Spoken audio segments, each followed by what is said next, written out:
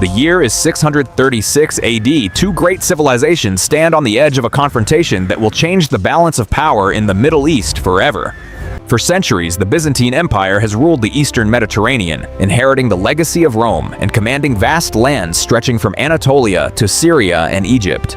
Its armies are experienced, its cities wealthy, and its authority deeply rooted in the region. But now, a new power is rising from the deserts of Arabia.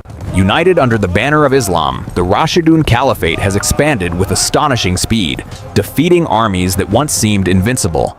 Only a few years earlier, the tribes of Arabia were divided by rivalry and conflict. The message of Islam brought them together under a single political and religious leadership. After the death of the Prophet Muhammad in 632 AD, the first caliphs began expanding beyond Arabia. Within a short time, Muslim armies pushed north into Byzantine Syria and east into the lands of the Persian Empire. The rapid victories shocked the great powers of the region, but none were willing to surrender their territories without a fight. By 636 AD, the Byzantine Emperor Heraclius prepares a massive counteroffensive to drive the Muslim forces out of Syria once and for all.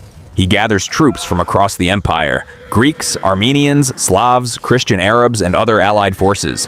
The army assembled is enormous by the standards of the time, possibly more than 100,000 soldiers.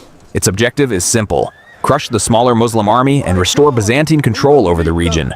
Facing this massive force is an army of around 40,000 Muslim soldiers under the command of Khalid ibn al-Walid.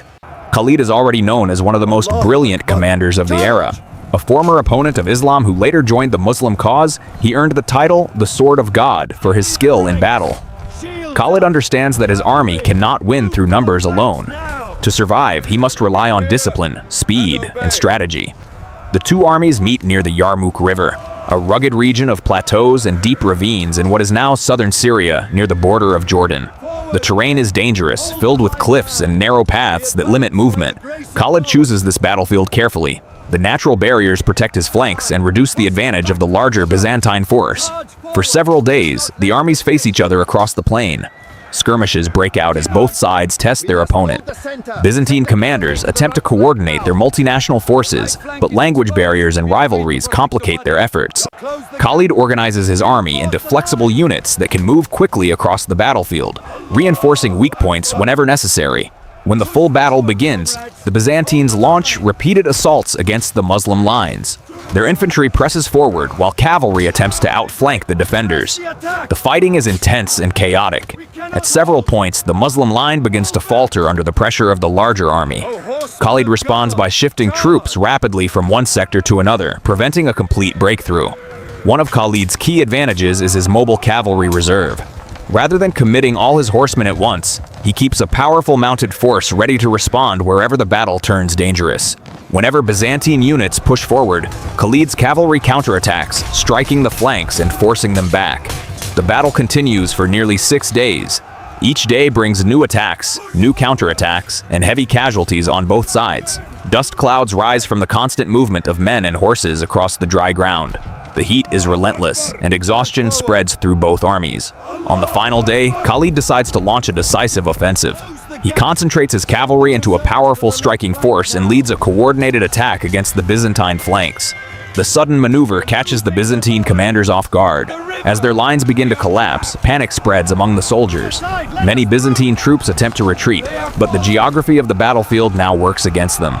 Behind their lines lie steep ravines and cliffs along the Yarmouk River.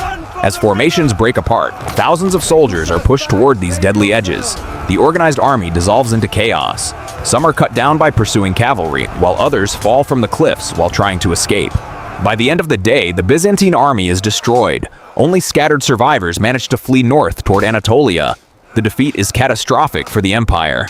Emperor Heraclius reportedly leaves Syria with the words, "Farewell, Syria, a long farewell." The Battle of Yarmouk becomes one of the most decisive victories in early Islamic history.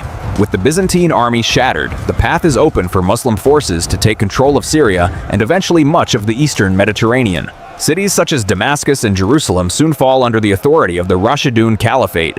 For the Byzantine Empire, the loss marks the beginning of a long retreat from the Middle East.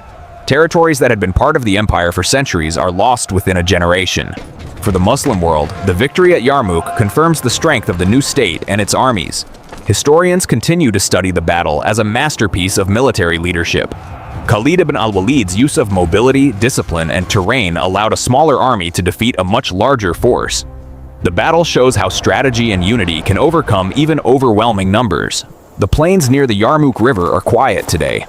But in the summer of 636 AD, they witnessed one of the most important battles in world history. The clash between two great powers ended with the fall of one frontier and the rise of another. From that moment forward, the political and cultural map of the Middle East would never be the same.